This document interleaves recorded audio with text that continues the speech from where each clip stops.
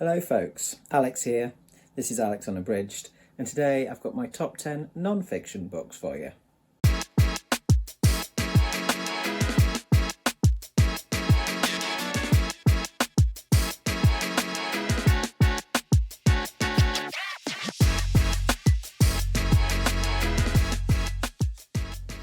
Hello, so welcome or welcome back if that's the case.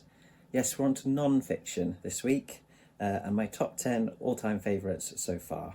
This is a fairly mixed bag of stuff in terms of subject matter. So let's crack right on with number 10.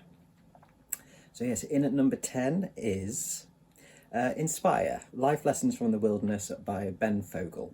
And this one was an audiobook that I read at some point, not quite at the beginning of, but still while we were in sort of periods of lockdown and restrictions and stuff like that due to COVID, and couldn't get out. I certainly couldn't get out much for walking and getting out, and certainly not travelling to go and do stuff and kind of get to wilderness areas other than ones I can walk to from the door.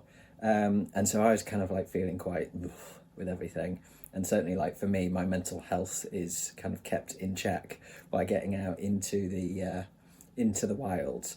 And Ben wrote this during the pandemic, I think, probably because he was probably feeling the same thing. It basically charts his adventures, but also like all of the things that he's kind of learnt through those, and the lessons that you can take from those very specific things and apply them to kind of life. So things like, when he's rode the Atlantic, he's climbed Everest, he's done an expedition to the South Pole, things like that. And, it's kind of, there's obviously very specific things that he's learned, about those particular things. But yeah, he speaks very knowledgeably and just very openly about the experiences and things like that. And he's just nice to listen to. As I say, it was an audiobook, and it was him narrating it. And he is just, for me, he's one of those people that I just find quite fascinating in terms of the amount of stuff that he's just interested in and that he wants to do. He really, values the people that he meets along the way as well, and the people that he gets to know, and he wants to know about people as well. And this one was just kind of one of those moment in time books where it was just what I needed at that time.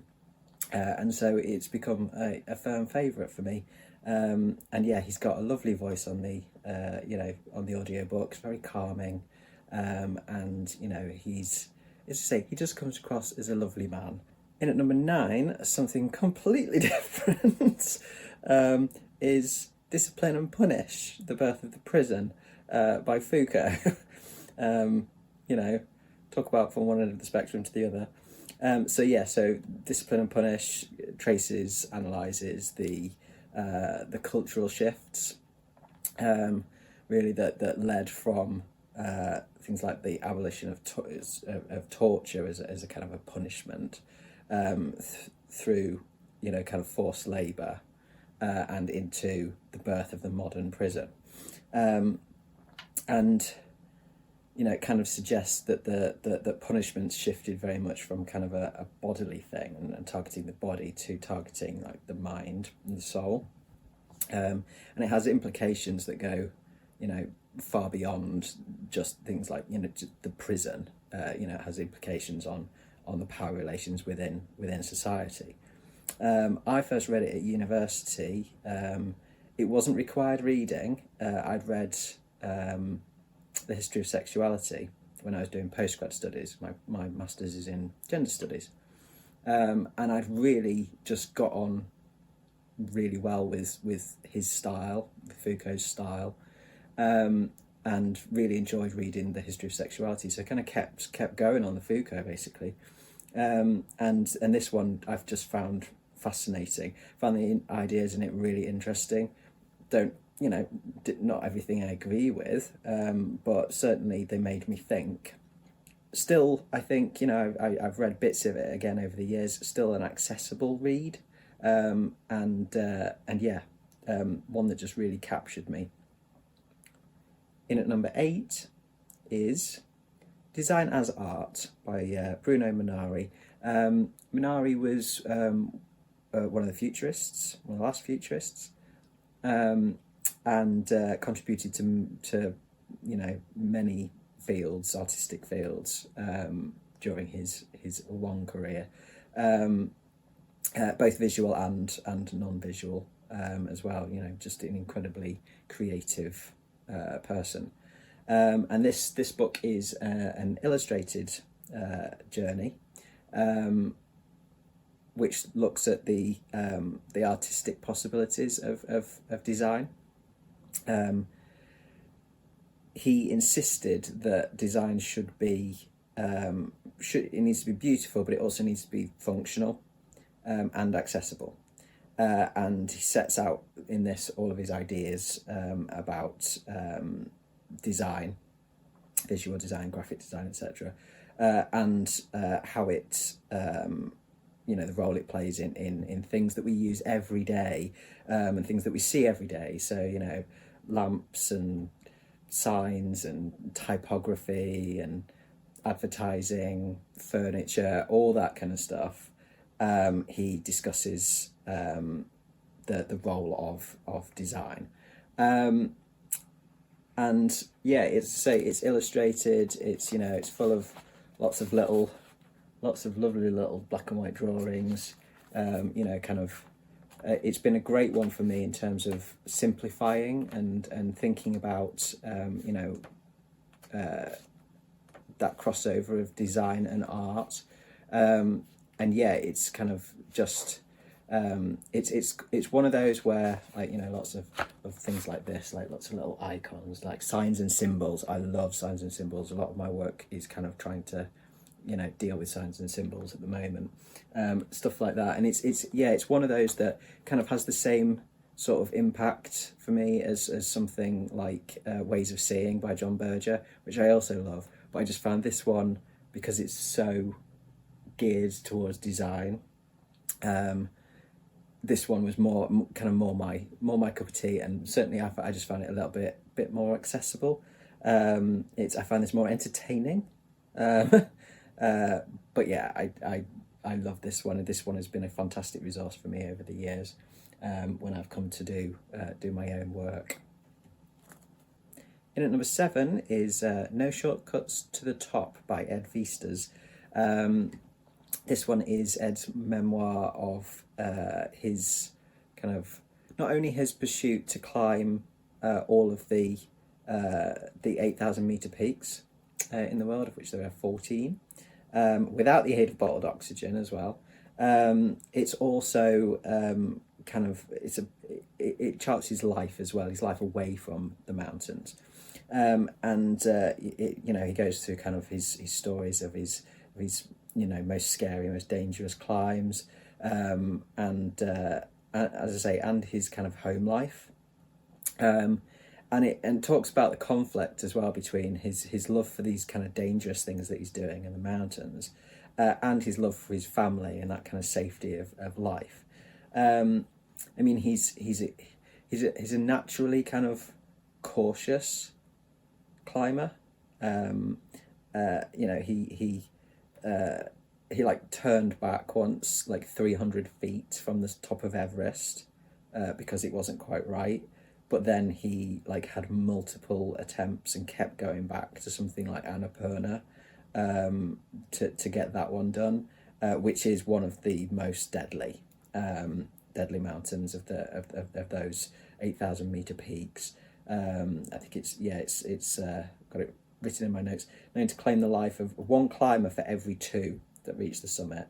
And you know, the descriptions he gives in the book about his attempts on Annapurna are, you know, they're somewhat bum twitchy, shall we say. So yeah, he goes kind of by the philosophy of, you know, quote, reaching the summit is optional, getting down is mandatory. And I do really like the way he manages, how he describes how he manages the risk, how he assesses the risk and stuff like that as well.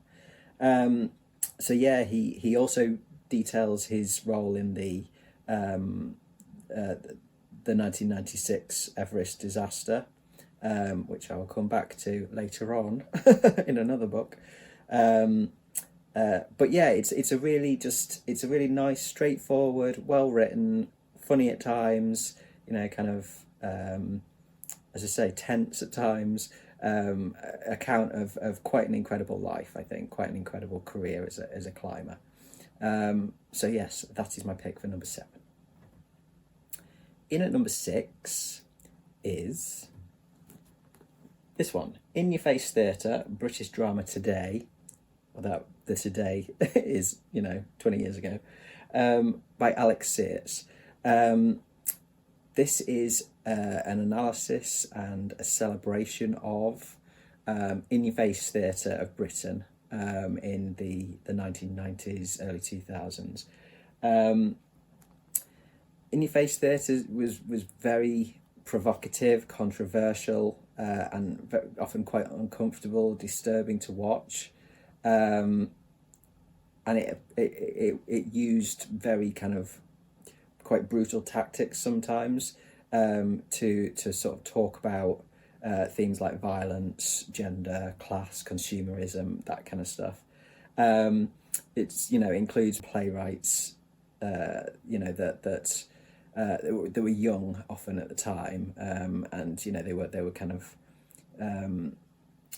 trying something new, most definitely. They include people like Sarah Kane, who wrote Blasted, amongst other things. Martin McDonagh can be included in the In Your Face theatre playwrighs, who wrote The Pillar Man. Mark Ravenhill, Philip Ridley, various others.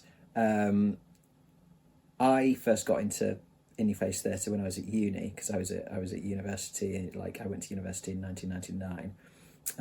And so some of this stuff had already come out and some was still coming out, and I just found it fascinating.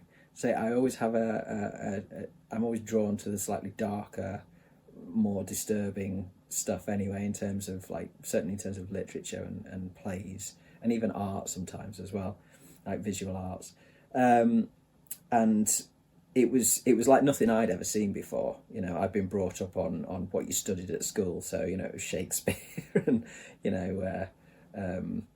Ibsen and things like that. It was classics. And so to find this stuff by people, being produced and written by people who weren't that much older than me, really, and were doing something really interesting within theatre. Was kind of quite a wake up call to me, and I kind of ended up specialising in that a little bit when I was a theatre student. And this is just a really interesting look at what In Your Face theatre is. Interviews with some of the playwrights. It's very accessible. It's really engaging. Sears is really passionate about In Your Face theatre. And it's very easy to read, I would say. And even, I kind of had a little read through it whilst I was playing this video game, because I've not read it in years. And it's still, because it's interviews and stuff, it still, holds up today, I would say. As just a good sort of overview of In Your Face theatre. So yes, that one is my number 6. In at number 5, we have Playing to the Gallery by Grayson Perry. I love Grayson Perry. He's my favourite artist, I think. Yeah, he's my favourite artist. And this book is, it's not one of his art books, although it does have his art in it. It is based on his Wreath lectures that he did, which were very popular, and it's on art appreciation. It's funny. It's like his personal journey sort of through the art world, and it kind of talks about things like what counts as art. What do we mean by art? What makes something good or bad? Are we capable of being shocked by art anymore? And what makes a serious artist? And the art world's definition of art. It's full of his drawings, and I love his drawings. They're just they've just got there's a real just human quality to them, and they're always highly amusing to me. They're just, and the color works really nice in the book as well. It's a really easy, engaging read, and whether you're an artist or an art lover, I think it's just a really interesting book. I'll read what it says on the back of the jacket. This is from Grayson Perry himself. It's easy to feel insecure around art and its appreciation, as though we cannot enjoy certain artworks if we don't have a lot of academic and historical knowledge. But if there's one message I want you to take away, it's that anybody can enjoy art and anybody can have a life in the arts, even me. For I, an Essex transvestite potter, have been let in by the art world mafia. And in terms of what he says about, taking away the message that anyone can enjoy art and anyone can have a life in art, I think that that's really successful in this. This really did kind of make me sort of think, yeah, maybe I'm never probably going to end up as part of, the art world, but that doesn't mean that I can't be an artist. There are lots of different ways to be an artist. And he's just really encouraging, and he's really passionate about what he does and about art in general.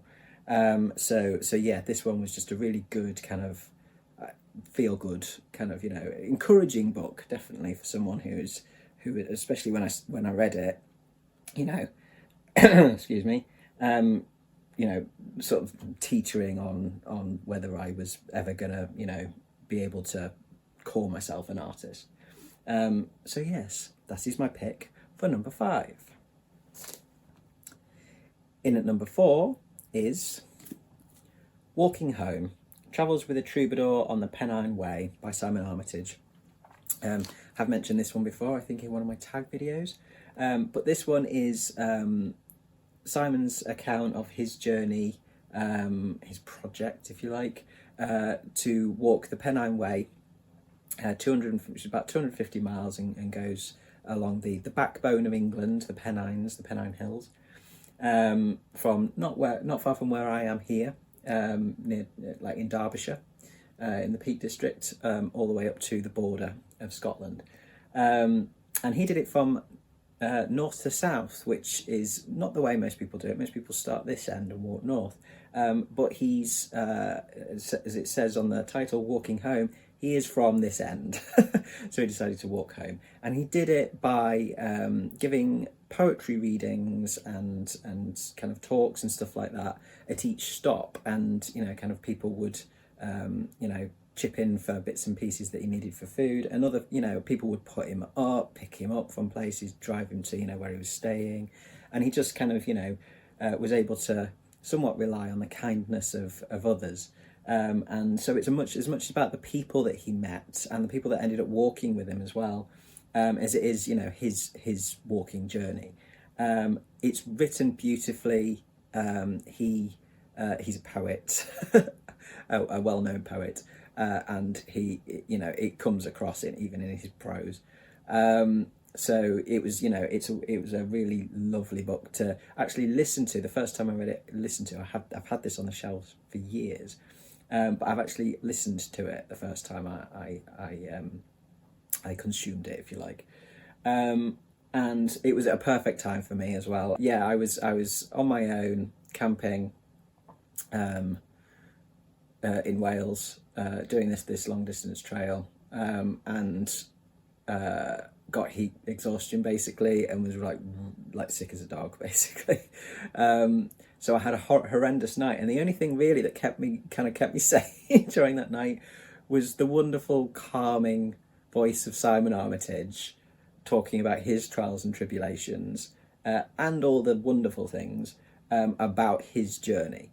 And so for that reason, I think that's another reason why it's quite far up my list. But it is a really lovely book. It is a really kind of warm book. So yes, that is my pick for number 4. In at number 3 is Into Thin Air by John Krakauer. So this is, it's quite a famous book now. It's Krakauer's account of the 1996 Everest disaster, when I think 5 people died and one got, seriously frostbitten, Beck Weathers. And Krakauer was a member of that expedition with Rob Hall, and the team the company that Rob ran. And it's his account of that disaster, but also a look at what compels people to go and want to do these things, to go and climb Everest, and kind of how people push themselves in that kind of environment.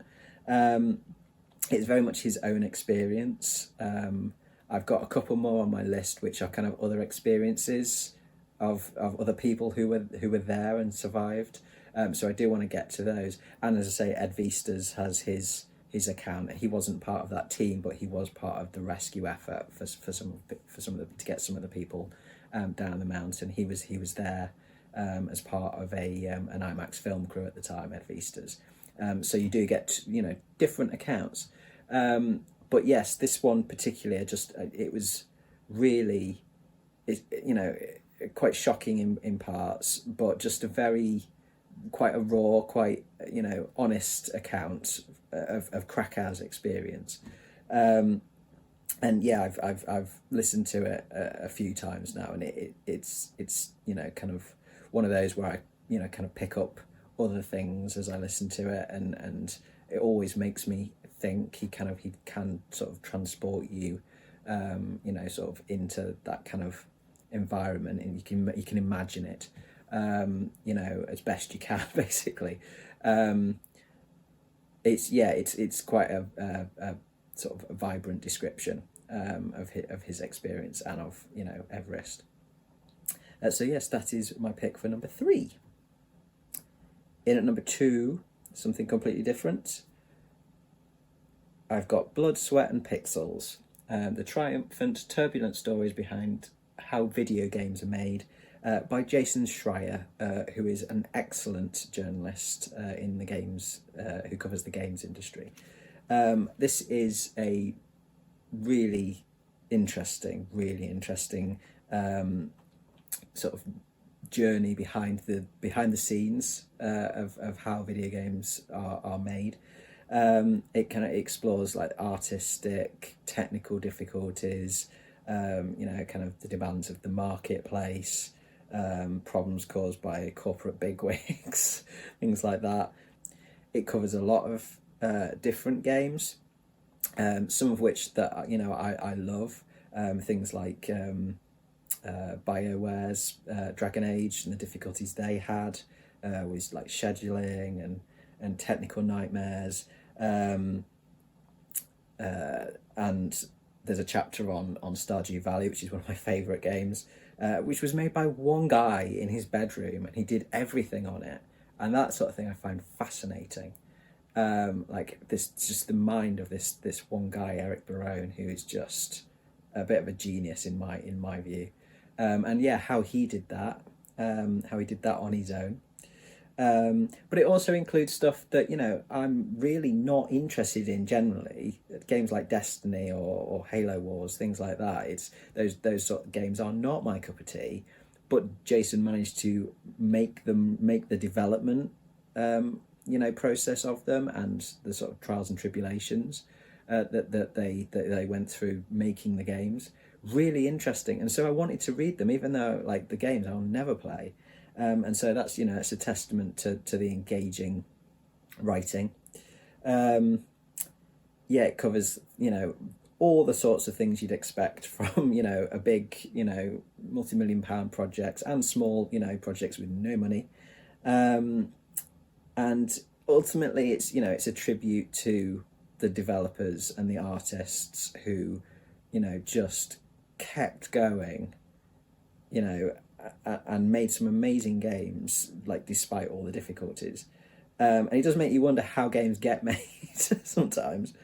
But yeah, it's just, I ripped through this, absolutely ripped through this. I do, I do love games. It is, one of my other major hobbies. But yeah, generally I didn't read about games that much. But yeah, this one is just a really, really engaging, really easy read, but taught me a lot about the sort of things that challenge challenge people when it comes to making games. And in at number one, my all-time favourite non-fiction book so far is Mountains of the Mind: A History of a Fascination by Robert Macfarlane. This one was an absolute joy.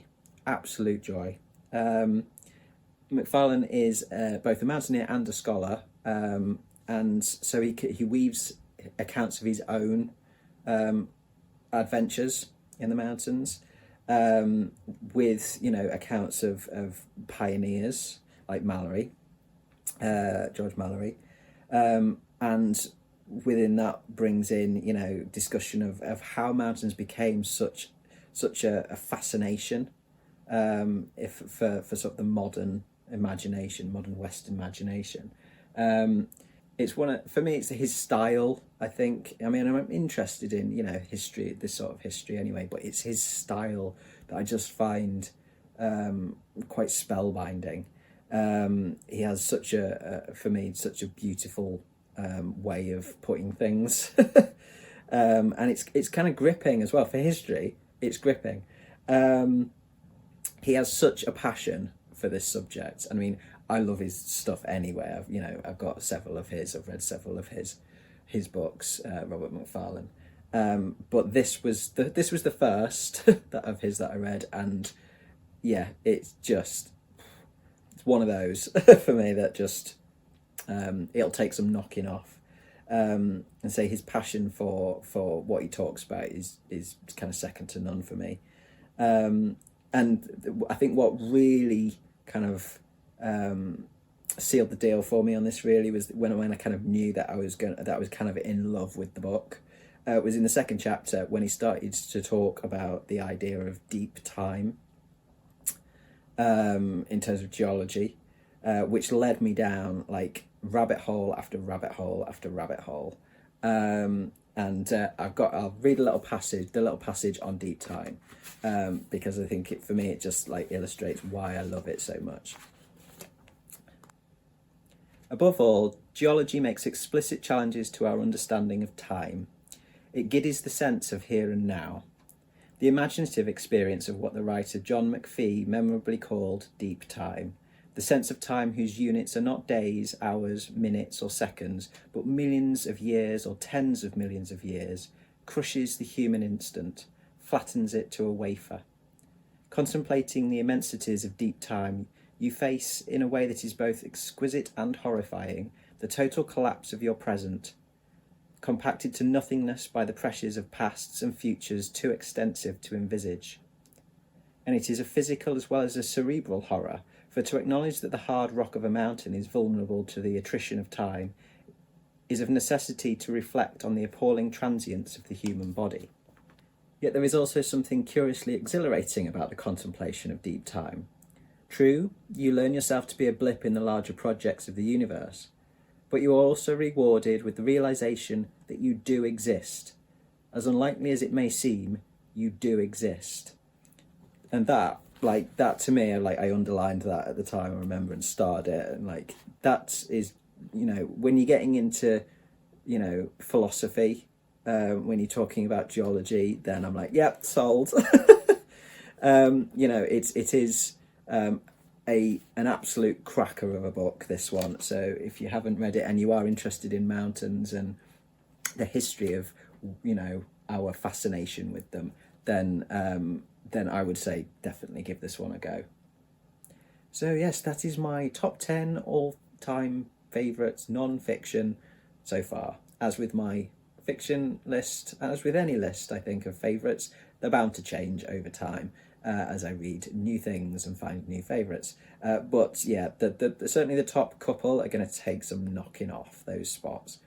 But yes, thank you very much for watching. I will be back next week with my top 10 plays, which is proving quite a tricky one to do, actually, top 10, because there's so many that I love. It's going to take a little bit of thinking, that one.